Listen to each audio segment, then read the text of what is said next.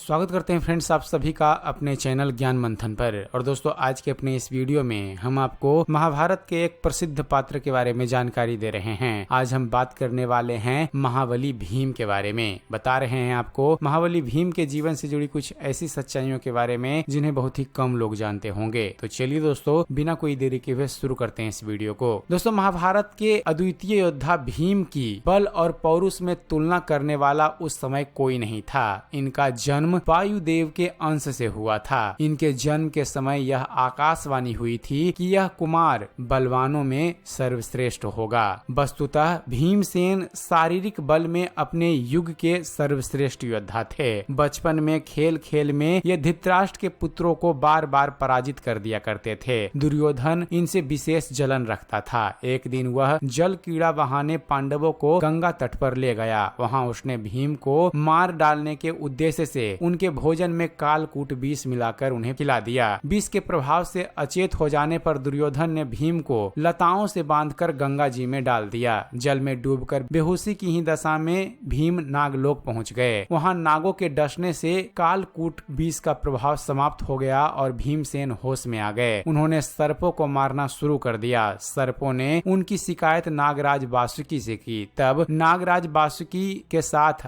आर्यक भी भीम को देखने के लिए आए।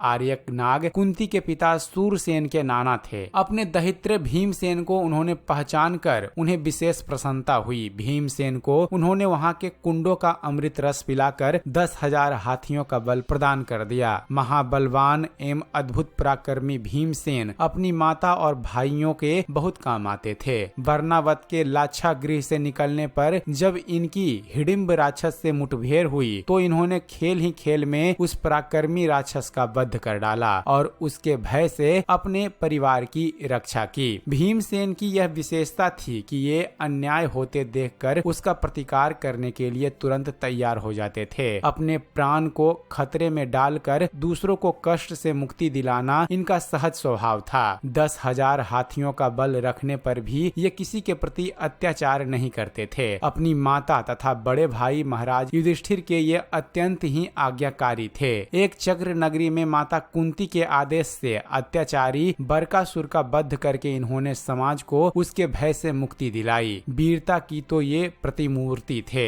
भगवान श्री कृष्ण के साथ जाकर इन्होंने प्रबल पराक्रमी जरासंध का मल्ल युद्ध में वध किया था। द्रौपदी के चीरहरण के प्रसंग में दुशासन के दुष्ट कृत्यों को देखकर इन्होंने क्रोध में आकर सभी कौरवों को युद्ध में मार डालने तथा दुशासन को मारकर उसका रक्त पान करने की प्रतिज्ञा कर डाली और उस प्रण का निर्वाह भी किया। भीमसेन अद्भुत योद्धा होने के साथ नीति शास्त्र के भी अच्छे ज्ञाता थे। उनकी नीतिज्ञता का पता उस समय चलता है जब भगवान श्री कृष्ण संधि दूत बनकर कौरव सभा की ओर प्रस्थान कर रहे थे। उस समय भीमसेन ने कहा, हे मधुसूदन, कौरवों के बीच में आप ऐसी बातें करें जिससे शांति स्थापित हो जाए। दुर्योधन दुरात्मा और दुराग्रही है। वह मर जाएगा पर झुकना नहीं स्वीकार करेगा। वहाँ आपका कथन धर्म अर्थ से युक्त कल्याणकारी और प्रिय होना चाहिए। धृतराष्ट्र ने भीम की वीरता का वर्णन करते हुए कहा है कि महाबाहु भीम इंद्र के समान तेजस्वी हैं। मैं अपनी सेना में युद्ध में उनका सामना करने वाला किसी को भी नहीं देखता।